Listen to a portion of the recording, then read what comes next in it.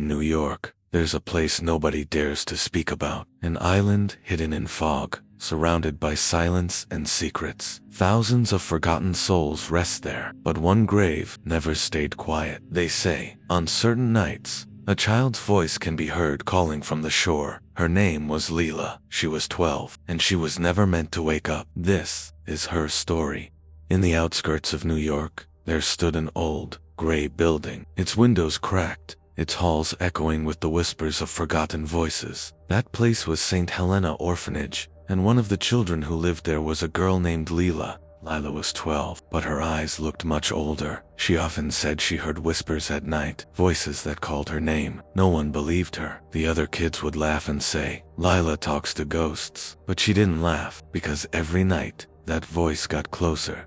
It was a cold January night. Snow fell heavy outside, and the wind rattled the windows. The dormitory was silent, but next to Lila's bed, her small wooden horse fell to the floor, all on its own. Then, a whisper, "Lila, come home." She opened her eyes. Barefoot, she stepped into the dark hallway. The air was cold and thick. At the end of the corridor, a shadow moved, and a pale white hand touched the doorframe.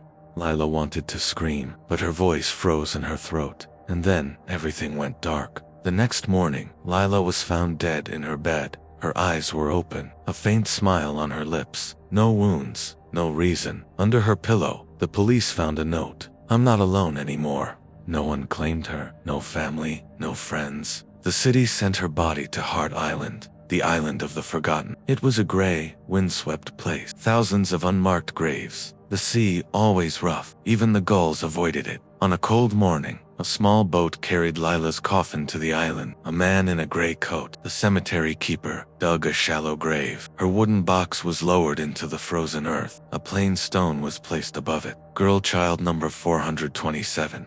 But as the coffin hit the ground, the wind suddenly stopped. The air went still, and from the mist, a small silhouette appeared. The keeper swore that night he saw a girl walking among the graves. The moonlight shone on something in her hand, a small wooden horse. The following nights, strange things began happening. The flowers on the graves started turning east instead of north. Footsteps echoed after midnight, and the keeper heard a child's lullaby floating through the fog. "Sleep, little bird. The dark will take you. The island is quiet. The sea is asleep."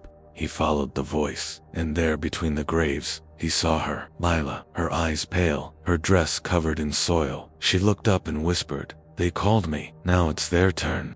A week later, St. Helena Orphanage changed. Doors slammed shut on their own. Lights flickered. Children cried in their sleep. "Lila's in the window," one said. "She's watching us." Mary, the night caretaker, thought it was imagination until she saw a shadow in the corridor. She turned on her flashlight. Nothing, but the floor was wet. Tiny barefoot prints led down the hall.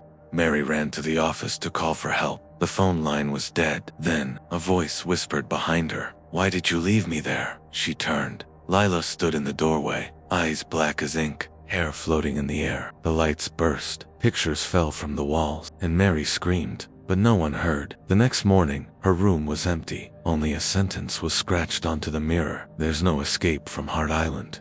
Years passed, the orphanage closed, but locals still say, on full moon nights, you can hear a child singing in the abandoned halls. Police files were sealed, but the Hart Island keeper's last note was found in his old journal. Someone moved a gravestone. It says Lila now, and there's always a small wooden horse on top. After that, the keeper disappeared. No one ever replaced him. New York never sleeps, but sometimes it listens. And if you stand by the water on a foggy night, you might hear a faint whisper across the waves, "I'm still here." Then, the wind dies, the sea grows still, and the city holds its breath, as if a forgotten heart beats once more. Some souls never rest, because some stories never end.